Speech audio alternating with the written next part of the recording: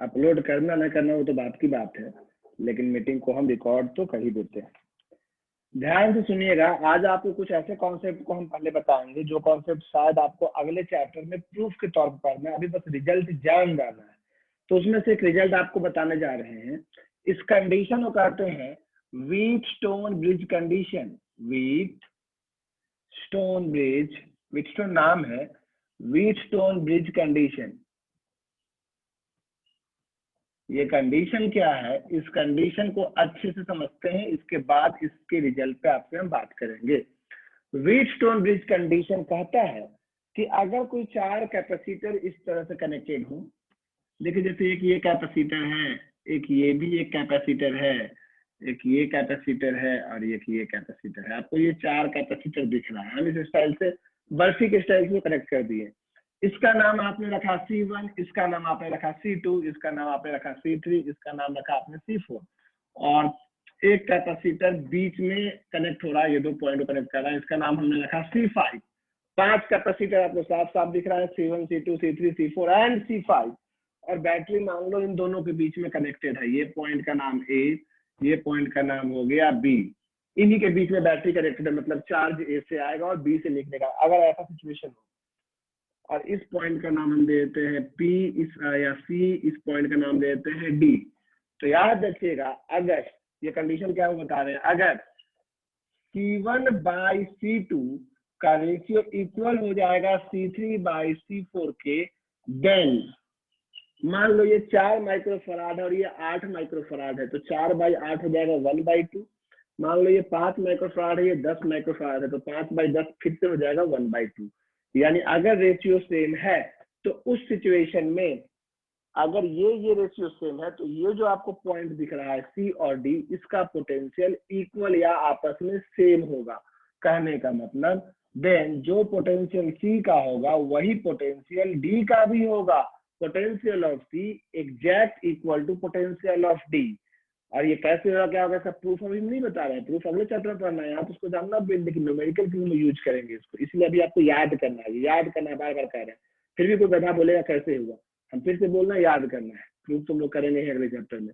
फिर से बता रहे हैं, अगर C1 बाई C2 का ratio is equal to C3 by C4 के रेशियो के हो जाए तो अपोजिट साइड के जो 2 पॉइंट है इनका पोटेंशियल सेम हो जाता है।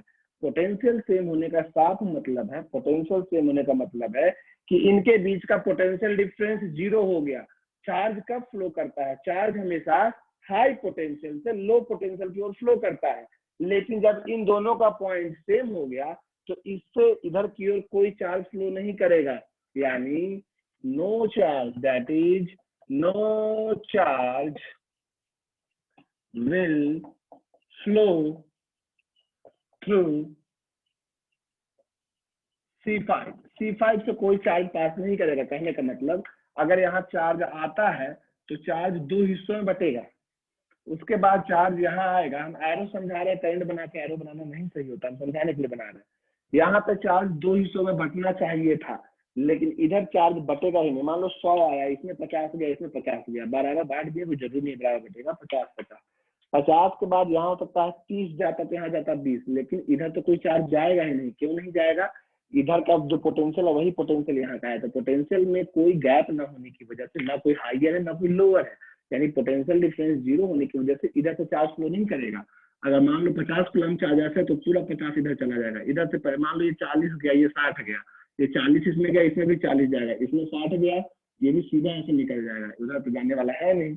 फिर यहाँ से 40 और 60 मिलकर फिर से वापस 100 निकल जाएगा।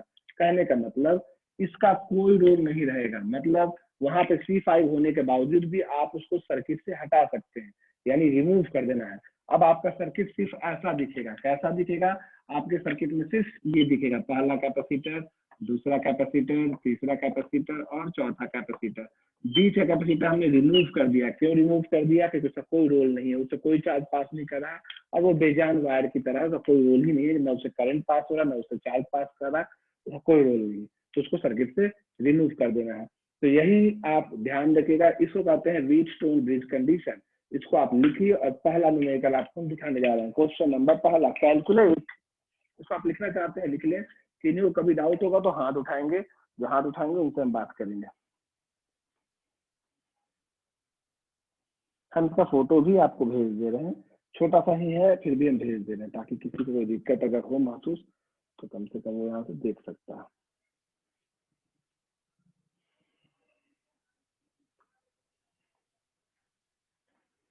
आर्यन ने हैंड रेज किया है। जी आर्यन बोलिए।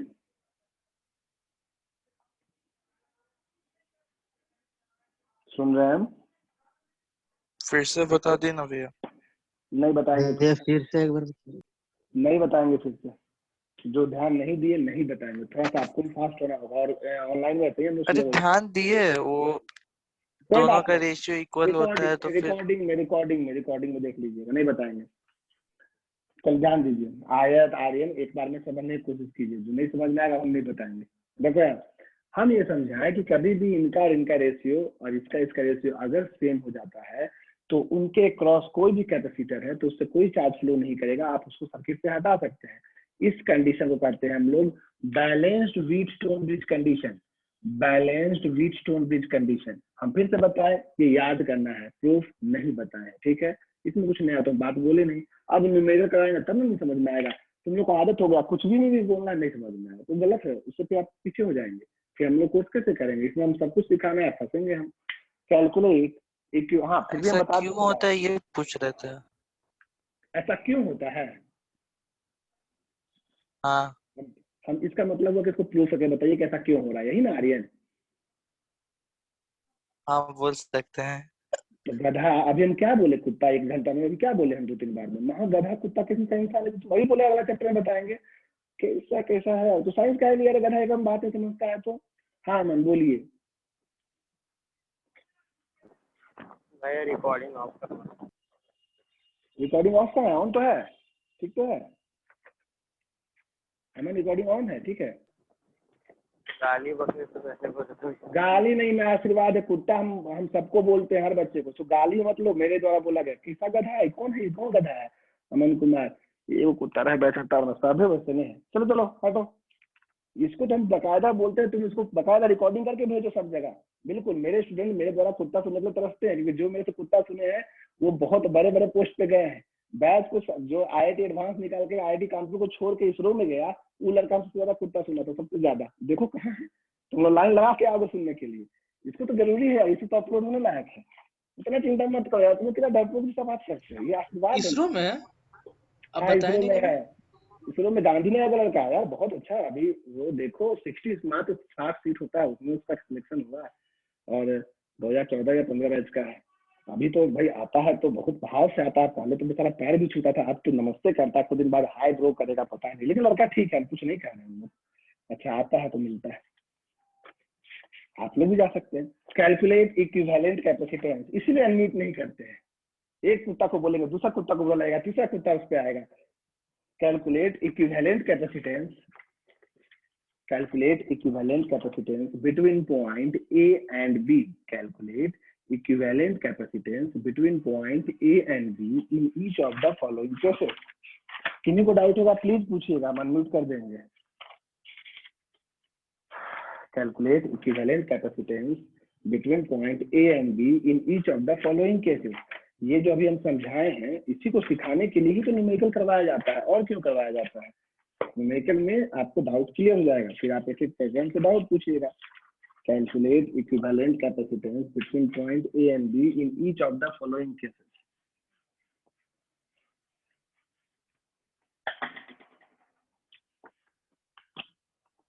देखिए आप, क्वेश्चन नंबर पहला है ये। डायग्राम आप मेरे साथ बना सकते हैं, कहीं कोई रोक नहीं है। 1 microfarad, 3 microfarad, 2 microfarad and 6 microfarad and ये 5 माइक्रोफराड। ये A, ये B। पहला सवाल ये है, A और B के बीच का इक्विवेलेंट कैपेसिटेंस निकालना है। प्लीज ध्यान से सीखिएगा, अदरवाइज कंफ्यूजन क्रिएट होगा आपको। दोबारा पूछ लीजिएगा जो भी इसमें डाउट है, ठीक है आर्यन? और आयत को भी दिक्कत हुआ है इसमें, तो अभी डाउट क्लियर हो जाएगा। आर्यन और आयत 2 लोग शायद हमको लगा पूछे, और तो कोई नहीं बोले, तो जिनको भी डाउट होगा अभी सवाल में क्लियर हो जाएगा। पहला सवाल ये है। दूसरा, ये देखिए आप, इस पॉइंट का नाम बी, इस पॉइंट का नाम ए, ये 1 माइक्रोफराड, ये 2 माइक्रोफराड, ये 5 माइक्रोफराड, ये 3 माइक्रोफराड, और ये आपका है 6 माइक्रोफराड। ये देखिए यहाँ तक आ गया, देख रहे हैं 1 2 5 3 एंड 6 माइक्रोफराड, ये आपको है पॉइंट ए एंड बी के बीच। और क्वेश्चन नंबर तीसरा, 3 अलग अलग क्वेश्चन है, आप देख लीजिए, इस तरह से है कुछ। बिल्कुल डाउट पूछिए, और अब आप मेरे पास अलग से समय लेकर ऑफलाइन आ सकते हैं डाउट पूछने भरने, 2-4 ग्रुप मिला के, ठीक है। और धीरे धीरे आप ऑफलाइन आना भी शुरू कर सकते हैं, जितना सवाल क्लास के लिए सवाल पूछने के लिए, ठीक है। किसी को कोई दिन प्रॉब्लम है, मोबाइल टूट गया, कुछ प्रॉब्लम, तो भी आप ऑफलाइन आके बैठ सकते हैं, ठीक है। कभी कभी ऐसा दिक्कत हो तो हम वेट ही कर रहे हैं कि गवर्नमेंट का कुछ आ जाए दे। दिल्ली में तो स्कूल भी खोल दिया है, पता चला। तो सर के पापा हमको फोन किए तो बता रहे थे तुम्हारा स्कूल खुल गया है। देखिए 4 डायग्राम है। A, this one is your B, ये आपको 5 माइक्रोफराड है। देखिए ये आपको 1 माइक्रोफराड, ये आपको 3 माइक्रोफराड, ये आपको 2 माइक्रोफराड, और ये आपको 6 माइक्रोफराड। चलिए एक एक करके हम सीखने जा रहे हैं, ध्यान से देखिएगा, आपको समझ में आ जाएगा। कंफ्यूजन होगा तो आप हमसे दोबारा पूछिएगा, 3 बार 4 बार जितना बार पूछ सकते हैं पूछिएगा। सुनिए क्या कंडीशन होता है, व्हीटस्टोन ब्रिज कंडीशन अप्लाई करना है। पहला नंबर बना रहे हैं, नंबर 1, आप गौर कीजिए, ये देखिए 1 2 3 4 कैपेसिटर, जिधर चार्ज जाएगा उसका अपोजिट साइड में 5वां कैपेसिटर लगा हुआ दिख रहा है। तो इसका रेशियो कितना होगा, हम बोले हैं कि C1/C2 should be equal to C3/C4 अगर होता है तो। यहाँ ये C1 और ये C2 मानते हैं, तो इसका रेशियो 1/3 और इसका रेशियो 2/6। 2/6 को कैंसिल करेंगे तो ये भी 1/3 ही आएगा। क्या दोनों का रेशियो सेम नहीं आया? रेशियो सेम आने पर बीच वाले कैपेसिटर से कोई भी चार्ज फ्लो नहीं करेगा, यानी इसको सर्किट से आप रिमूव कर सकते हैं, सर्किट से ये हट जाएगा। क्यों हटेगा? क्योंकि यहाँ पे बैलेंस्ड व्हीटस्टोन ब्रिज कंडीशन लग रहा है, using balanced Wheatstone bridge condition. कोई अगर लेट से आए हो तो जान ले, बैलेंस्ड व्हीटस्टोन ब्रिज कंडीशन यही होता है जिसमें आपके कैपेसिटर के अगर कैपेसिटेंस का रेशियो सेम है तो बीच वाले कैपेसिटर को आप आराम से रिमूव कर सकते हैं, कहीं कोई कुछ नहीं भूलेगा, ठीक है। अब यहाँ ध्यान दें, अब डायग्राम आपका ऐसा हो गया, यही सेम डायग्राम, ये 1 माइक्रोफराड, ये 3 माइक्रोफराड, ये आपका 2 माइक्रोफराड, और ये आपका 6 माइक्रोफराड। देख लीजिए, कहीं भी आपको बीच वाला अगर हटा दिए, अब कहीं भी चार्ज एंट्री करेगा यहाँ तो इस दोनों में सेम चार्ज जाएगा और इस दोनों में सेम चार्ज जाएगा, फिर दोनों मिलके बाहर निकल जाएगा। यानी ये दोनों सीरीज में, ये दोनों सीरीज में, फिर बाद में जो भी वैल्यू आएगा वो आपस में पैरेलल में। जैसे 1 और 3 के लिए 1/C सीरीज का फॉर्मूला 1/1 + 1/3 LCM 3 ऊपर 4 C सीरीज इक्वल टू 4/3। गलती होगा तो प्लीज टोकिएगा, आपको हम अनम्यूट कर देंगे। उसी तरह से ये दोनों के लिए 1/C series equal to 1/2 + 1/6 LCM 6 हो जाएगा, 3 + 1 C सीरीज हो जाएगा 6/4, उलटने पे 6/4 यानी 3/2। तो अब आप गौर करेंगे तो इसके बाद ये दोनों मिलके बन गया आपका 4/3, ये दोनों मिलके बन गया आपका 3/2। अब ये दोनों पैरेलल में है, दोनों के पैरेलल में होने की वजह से therefore C equivalent C1 + C2 जो होता है फॉर्मूला उस हिसाब से 4/3 + 3/2 LCM आपका शायद 6 हो जाएगा। देख रहे हैं 8 + 9 ऐसा कुछ हो रहा है क्या? 17/6। कुछ हम गलत किए, देखिए तो कहीं कुछ गलत हुआ है, चेक कर लीजिए। अब देख लीजिएगा जो भी है। कई लोगों ने हैंड रेज किया है, कहीं कुछ हम गलती किए हैं, यानी प्लीज बताइए कहाँ पे गलत है, वो हमको आप टोक दीजिए, सुधार लेंगे। हाँ भैया वहाँ पे आप रेसिप्रोकल नहीं किए हैं 4/3 का। ओ 4/3 का 3/2 नहीं किया। हम हर बार ये गलती करते हैं। थैंक यू, ये हम हर बार गलती करते हैं, रेसिप्रोकल करते हैं यहाँ पे भूल जाते हैं, लिखते लिखते हो जाता है 3/4। और ये तो हम कर दिए हैं शायद 3/2 शायद ये कर दिया, कर दिया। तो ये आपका 4/3 नहीं, असल में ये आपका 3/4 होगा, और ये 3/4 होने की वजह से इस तरह से अजीब सा आंसर नहीं आएगा। C1 + C2 अब आराम से ऐड कर देते हैं। ये रेसिप्रोकल बहुत, हम इसको मिस्टेक बहुत ज्यादा करते हैं। आप प्लीज हमको ये अभी नहीं, 12 साल से पहले 12 साल हर साल नहीं छोड़ते, ये मेरा क्यों छूटता है, सोचते हैं कि नहीं छूटे। 9/4, ये should answer should be 9/4 microfarad. देखो पहला तो बहुत आसान था। हाँ बोलिए, कोई बोलना चाहते हैं तो हैंड रेज करने का सकता नहीं, सीधे बोलिए, देखिए और सीधे बोलिए, बोल सकते हैं, सुन रहे हैं। वेरी गुड, कई लोगों ने आंसर बनाया था, अश्विनी भी बना लिया था।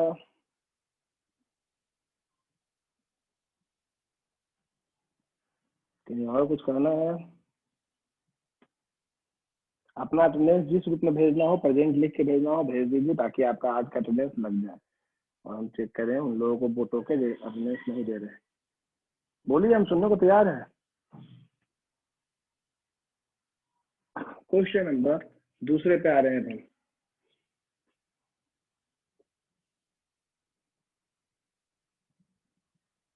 पहला जिनसे हो गया वो बताएंगे जरूर, कॉपी में लिखेंगे जरूर, और दूसरे को ट्राई करेंगे। ये सब आपके स्कूल बोर्ड का क्वेश्चन है, ऑब्जेक्टिव नहीं डाल दिया, पूछ दिया तो क्या करेंगे। व्हीटस्टोन ब्रिज को लगाने आना होगा ना। हम यहाँ 3 तरह का अलग अलग आपका कॉन्सेप्ट देते हैं। क्वेश्चन नंबर तीसरा गौर से देखिए, नंबर 3। क्वेश्चन 1 कंप्लीट हो गया, क्वेश्चन नंबर 3 गौर से देखिए। नंबर 3, क्वेश्चन नंबर 3 बोर्ड पे ध्यान जा रहा है आप सबका, किसी को टोकना है? आपको हम शायद अनम्यूट कर दिए है ना। हाँ, आप कभी बोल सकते हैं। आर्यन, कोई दिक्कत आ? क्वेश्चन नंबर 3 बनाएंगे, हम आपको बनाने नहीं बोले, आप लोग मत बताइए आसपास। आर्यन, आयत, क्या तुमको दिक्कत कुछ था? बोलो, यहाँ पे कुछ समझ में आया है? प्रोसेस समझ में आ गया है? प्रूफ नहीं, प्रूफ को तो हम बोले आ गया भैया, आ गया। ओके आर्यन, प्रूफ को अगले चैप्टर में देखेंगे आर्यन, उसको हाँ भैया आ गया। और क्या है।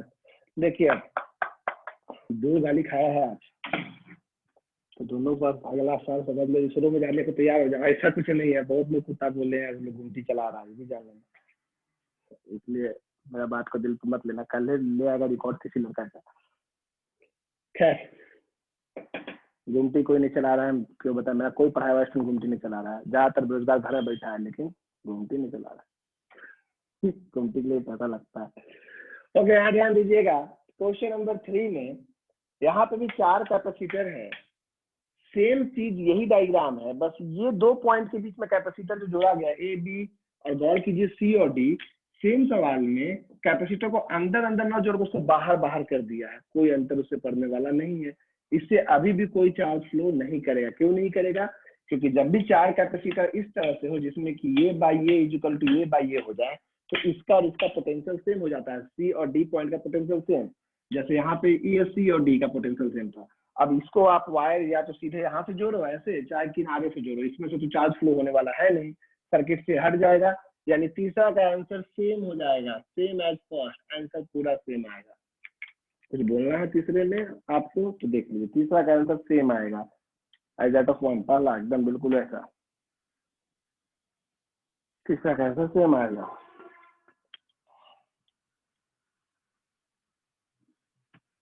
ठीक है, आगे बढ़ते हैं। तीसरा का आंसर आपका हो गया।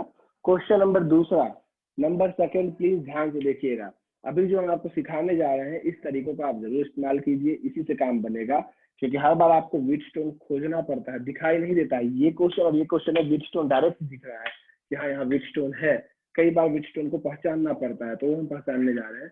क्वेश्चन नंबर दूसरा, पहला हम मिटाने जा रहे हैं। किसी को रोकना है मिटाने से ये चीज तो बोले, क्योंकि पहला और तीसरा का आंसर सेम था, इसीलिए आपको दोबारा बनाना नहीं है तीसरा। किसी को रोकना है हैंड रेज कर सकते हैं, किसी को कुछ बोलना है हैंड रेज कर सकते हैं। ओके, नेक्स्ट, डायरेक्टली बोल सकते हैं। क्वेश्चन नंबर दूसरा आपको डायग्राम साफ साफ दिखाई दे रहा है। नंबर दूसरा हम बनाने जा रहे हैं। देखिए ऐसे सवाल लोग कैसे बनाते हैं, जब आपको पता ना चले कि व्हीटस्टोन है या नहीं, तो आप पूरे वायर को खोल दीजिए।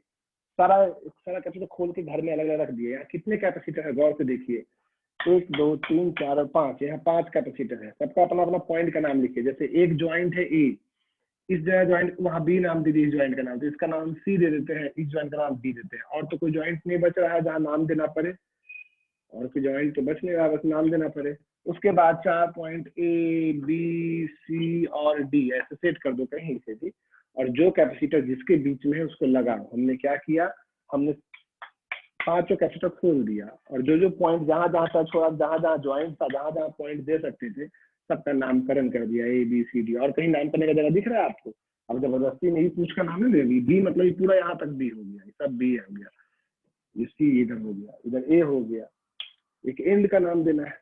तो बताइए 1 माइक्रोफराड कैपेसिटर किसके बीच में है, किस 2 पॉइंट के बीच में है? तो आप बोलेगा 1 माइक्रोफराड का एक मुझ ए की ओर है, एक मुझ डी की ओर है, यानी 1 माइक्रोफराड ए और डी के बीच में है, ए और डी के बीच में है 1 माइक्रोफराड, 1 माइक्रोफराड।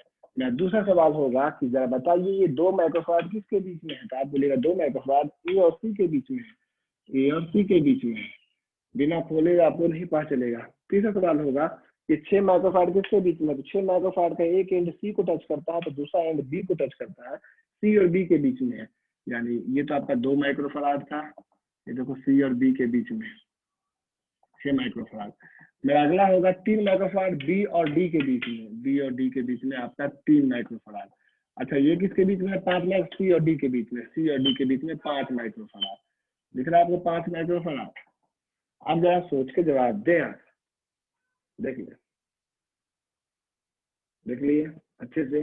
अब आप सोच के जवाब दीजिए बढ़िया से एकदम कि इसका रेशियो कितना होगा? 2/6, तो जवाब होगा 1/3। 1/3 का रेशियो तो 1/3 ही है, यानी फिर से ये व्हीटस्टोन ब्रिज को फॉलो कर रहा है, चार्ज ए से एंट्री करेगा, बी से निकलेगा, ए और बी के बीच में, ये कट गया।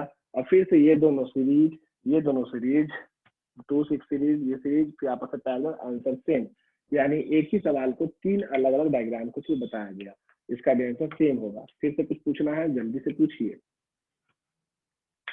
देख रहे हैं, और ये रिकॉर्ड भी कर दे रहे हैं, लेकिन अब हमको डरा दिया है अमन कि भैया आप इसमें कुत्ता उत्ता बोले कैसे अपलोड कीजिएगा, तो इसको आज ही अपलोड करेंगे, ध्यान देना। चलो कुछ पूछना है इसमें?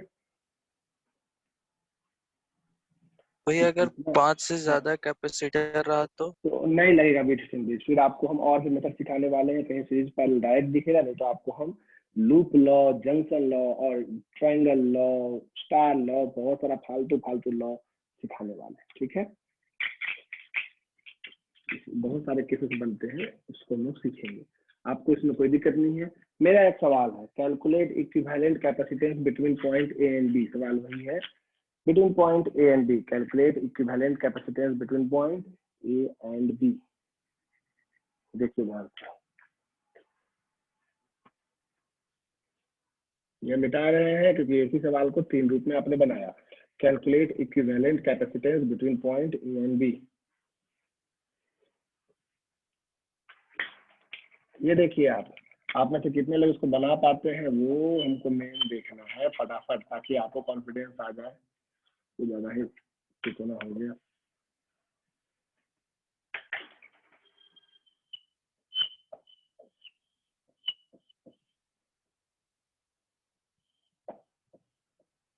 Point A,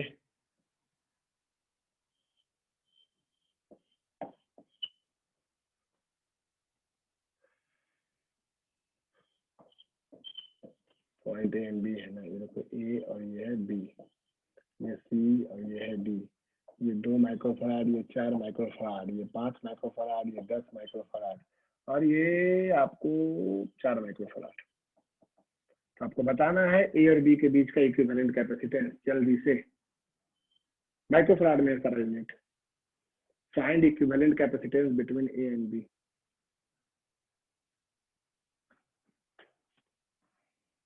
find equivalent capacitance between A and B, आप आंसर बोल के बता सकते हैं कितना बाई कितना आ रहा है या क्या आ रहा है। प्लीज आप में से कोई लेट से आए हो, कुछ ना सुन पाए हो, ना समझ पाए हो, तो प्लीज हमको टोक सकते हैं आप।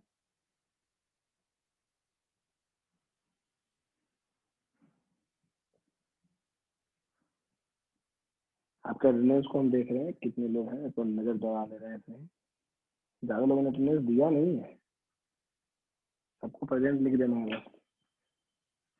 भैया 4।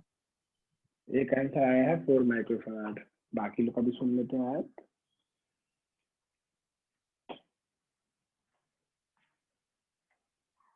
एक आंसर आया है 4 माइक्रोफैराड।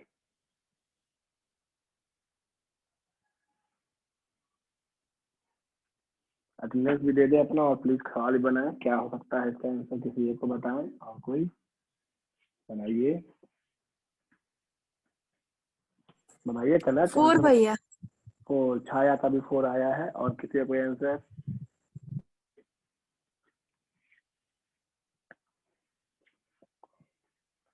और कोई नहीं? ठीक है, सिर्फ 2 लोग बना पाए, बाकी लोग नहीं बना पाए, ऐसा हम मान रहे हैं। कोई आंसर ही नहीं आया उनकी ओर से। तो 14/3। 14/3 एक आंसर आया है। ओके, 14/3। मोहंती की ओर से 14/3 14/3। आया है। चलो ठीक है, 14/3। 14/3 14/3 14/3। सबने किया, मेरे 14/3। सृष्टि ने भी वही कहा। ओके 14, हाँ सुनिए 14/3 श्रेया, 14/3। ओके, अब देखते हैं। 14/3। ओके ठीक है नामिका, अभी चेक करते हैं हम लोग इसका आंसर सही है नहीं। सबसे पहली बात ध्यान से सुनिएगा सब लोग। अब 14/3 या कुछ लोगों ने 4 कहा, यही 2 है। अब तो कोई और ऑप्शन नहीं दिख रहा है हमको, कोई और आंसर होगा तो आप प्लीज बताएंगे। यहाँ देखिए, यहाँ पे चार्ज ए से एंट्री करेगा और बी से वापस जाएगा। ये ध्यान रखिएगा, यहाँ पे व्हीटस्टोन ब्रिज नहीं लगाइएगा, व्हीटस्टोन ब्रिज नहीं लगेगा, क्योंकि व्हीटस्टोन ब्रिज तभी लगता है कि चार्ज इधर से आ रहा निकल रहा है, उसके अपोजिट साइड वाला डायगोनल में या अपोजिट डायरेक्शन में ही आपका 5वां कैपेसिटर हो। यहाँ रेशियो भले ही सेम है, इधर इधर का रेशियो भी सेम है, लेकिन इसको हटा आप नहीं सकते हैं। क्यों नहीं हटा सकते हैं? क्योंकि व्हीटस्टोन ब्रिज ये नहीं है। व्हीटस्टोन ब्रिज में जिधर चार्ज आ रहा है, निकल रहा है, उसके अपोजिट साइड में 5वां कैपेसिटर लगा हुआ है, उसमें से चार्ज आ रहा नहीं कर रहा है। ठीक है, यहाँ तो साफ दिख रहा है कि भाई चार्ज सीधे सीधे आएगा। तो एक बात समझिए, चार्ज यहाँ आया, मान लो बात कहते हैं 100, एक बात की 100 में चला गया, इधर चला गया 30, इधर चला गया 20, तो इधर चला गया 50। 3 भाग में बटेगा ना, 30 20 50, 30 और 20 50 में 26/3 आंसर। 26/3। ओके 50, वेट करते हैं हम लोग। तो यहाँ पे 3 हिस्सों में बटेगा चार्ज यहाँ 3 हिस्सों में बटेगा।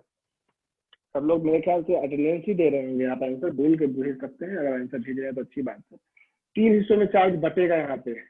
अनुराग बोलना चाहते हैं, बोलो।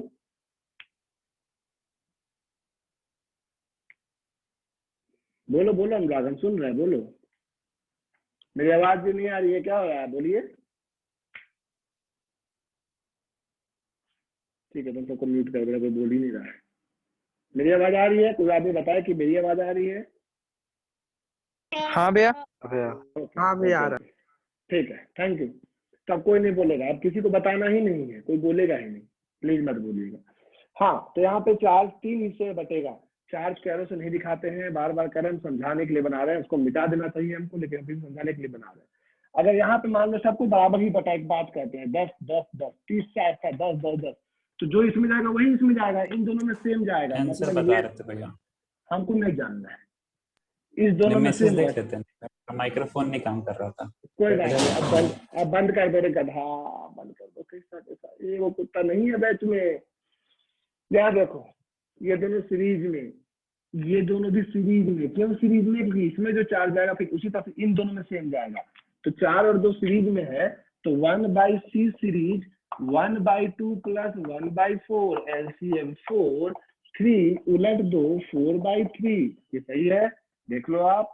उसी तरह से अब ये दोनों मिलके एक बन जाएगा, जिसका हो जाएगा 4/3। बीच वाला तो आपका 4 माइक्रोफैराड है ही, नीचे वाला का चेक करते हैं। नीचे है 5 और 10, ये दोनों मिलके क्या हो जाएगा? ये दोनों मिलके हो जाएगा 1/C सीरीज 1/5 + 1/10 LCM 10, तो ये 3 उलट 2 C सीरीज हो जाएगा 10/3। चेक कर लेना, कहीं कुछ हम फिर उल्टा पुल्टा करें तो बताना। 10/3, तो therefore C equivalent will be, तीनों को जोड़ेंगे, तीनों पैरेलल में हो गया।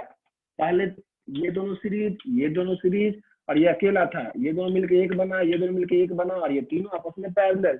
आंसर हो जाएगा C1 + C2 + C3 4 + 10/3। एलसीएम अगर हम 3 करते हैं तो 4 + 12 + 10, यही हो रहा है ना। हाँ सिर्फ 60 में सही आंसर दिया, सिर्फ और सिर्फ 60 में सही आंसर बोल के दिया। लिख के कितने लोगों ने भेजा वो हम जरा नहीं कह रहे। खोलिए ना, मैसेज खोल के देख लीजिए। हाँ भैया ठीक है, बदमाश जी ने भी वही लिखा है।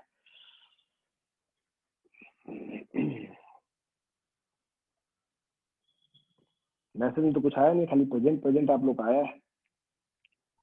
आंसर बना के भेजा है, गजब करता है। अरे गधा, फिर से भेजो ना, हाय लिख दो उसमें, बोलो भैया प्रणाम, लिखो प्रणाम, फिर से ऊपर आ जाएगा तेरा मैसेज। वहाँ गंवार सब है, हाय लिखता है, दोस्त रहते हैं हम, जल्दी से हाय हटाओ, पीट देंगे हम। वेरी गुड, अनुराग मिश्रा ने बनाया, गलत है अनुराग तुम्हारा। आंसर 26/3 होना चाहिए, तुम्हारा आंसर है 26/3, ध्यान रखो। हो गया यहाँ पर सबका, आगे बढ़े हम लोग। नेक्स्ट लिखेंगे, मुझे कुछ बोलना है प्लीज बोलिए, हम रुके हुए हैं। समझ में आया? कई लोगों ने यहाँ भी व्हीटस्टोन लगा दिया, तो व्हीटस्टोन समझदारी से लगाना है। अगले चैप्टर में और ज्यादा डिटेल में पढ़ोगे, व्हीटस्टोन इस चैप्टर में नहीं है एनसीईआरटी में, फिर भी हम लोग थोड़ा जान ले रहे हैं इसमें। गुड, सृष्टि ने सही बनाया, जो तरीका से बनाया है वो हम सही कह रहे हैं। अच्छा रफली बना के चेक देने में हम नहीं देंगे किसी को, सब गलत। ओके, फोटो हम ले लिए, फोटो आपके कंप्यूटर से नहीं, आपके मोबाइल पे जा रहा है। Calculate equivalent capacitance between point A and B in each of the following cases. Calculate equivalent capacitance between point A and B in each of the following cases. Calculate equivalent capacitance। अब ये हो गया, आप समझ गए, Wheatstone का काम खत्म। अब हम आगे एक नेक्स्ट टाइप में बढ़ रहे हैं जिसको सीखना जरूरी है आपके लिए, नहीं तो आप बाद में बहुत गलती करते हैं। Calculate equivalent capacitance between point A and B in each of the following cases। किसी को रोकना है इसको, फोटो ऐसे भेज दिया, किसी को रोकना है हमको, आप साथ साथ नोट्स भी बनाते चलते हैं कई लोग, तो बहुत अच्छी बात है, इसीलिए हम बोल रहे हैं किसी को रोकना है तो रोक ले, नहीं। Okay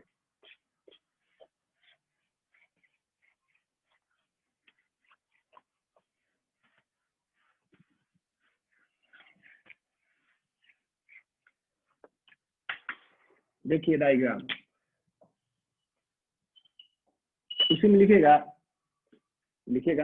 area of each plate is capital ए। एक मिनट आपको म्यूट कर दें।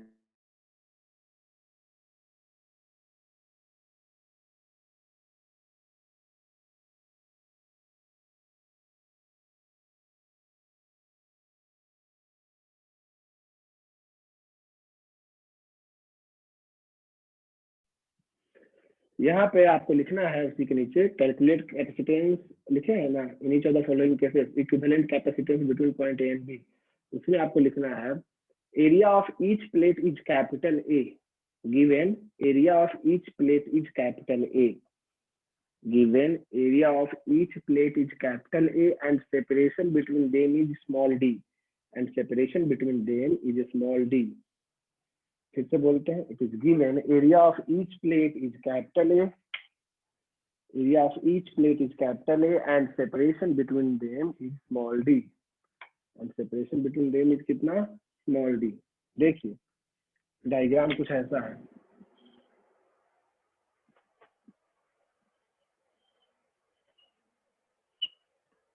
ये वायर ए, ये वायर डी, इस तरह से कई बार आपको एग्जाम में सवाल दिखता है तो आप कंफ्यूज कर जाते हैं।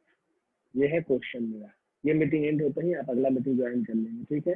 कई बार एग्जाम में यही क्वेश्चन ऐसे भी बन के मिलता है, अगर आप स्कूल में क्लास कर रहे हो तो आपको सेम क्वेश्चन ये बन के भी मिला होगा, ए एंड बी दोनों ही सेम सवाल है, ठीक है। ये सब प्लेट्स है, ये भी प्लेट को रिप्रेजेंट करता है, ये भी पैरेलल प्लेट को, ये भी पैरेलल प्लेट को, ये भी पैरेलल प्लेट को, और हर प्लेट के बीच की दूरी डी है, यानी ये सेपरेशन स्मॉल डी है। जैसे यहाँ पे भी ये सेपरेशन डी है, और हर प्लेट का एरिया कैपिटल ए है। मेरा सवाल है, आप ये बताइए कि यहाँ कितने पैरेलल प्लेट कैपेसिटर हैं, कितने पैरेलल प्लेट कैपेसिटर हैं? जवाब होगा 3।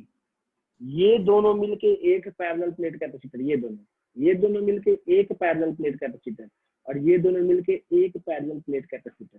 तो ये भी एक सिंबॉलिक रिप्रेजेंटेशन है। जैसे यहाँ पे भी एक पैरेलल प्लेट कैपेसिटर, एक पैरेलल प्लेट कैपेसिटर, एक पैरेलल प्लेट कैपेसिटर। सुनिए, यहाँ पे हर कैपेसिटर कैपेसिटेंस कितना है, चाहे वो C1 हो, चाहे C2 हो, चाहे C3 हो, तो आपका कैपेसिटेंस आपको पता है। पैरेलल प्लेट कैपेसिटर कैपेसिटेंस का फॉर्मूला क्या होता है? फॉर्मूला होता है एप्सिलॉन नॉट A/D। जितने लोग को ये फॉर्मूला भी याद नहीं था वो बहुत ही बुरे कंडीशन में है, आप पढ़ाई लिखाई नहीं कर रहे। अगर ये फॉर्मूला आपको सुनने के बाद यह लगा कि आपको ये याद नहीं था तो आप बहुत ही घटिया किस्म का पढ़ाई कर रहे हैं, जो आपके लिए हानिकारक हो सकता है। आपको फॉर्मूला याद नहीं है। ये पैरेलल प्लेट कैपेसिटर कैपेसिटेंस, तो यहाँ कितने कैपेसिटर है? 3। सबका कैपेसिटेंस हमने सेम क्यों लिखा है, अगले मीटिंग में बात करते हैं। ये मीटिंग एंड हो रहा है, ज्वाइन कीजिए अगला मीटिंग, सेम ID पासवर्ड।